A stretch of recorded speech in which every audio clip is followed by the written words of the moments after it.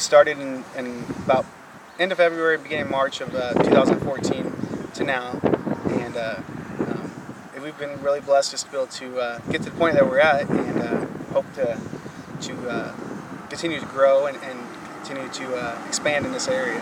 Well, I do lawn maintenance, and I like to, we cover pretty much about anything from obviously mowing to snow removal, and we also do shrub trimming, but pretty much about anything in the lawn maintenance side. I do all from design and build, install, covers grading, hardscapes, softscapes, anything. Well, there's us two, and then we got the next younger brother, and then the next younger brother.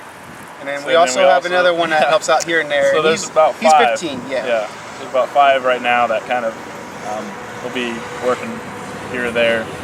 And another thing too is that when we are working, whether we show up to any job we do, whether it's just a small mowing account or a large one or a big landscaping job or a small landscaping job, is that we view it as this is God's, and that we're going to do it as if we're doing it for Him. And so when we're there, we're working as hard as we can there, as if God was there with us. And so that's one of the things we try to apply to our business and our everyday lives, but also to our business.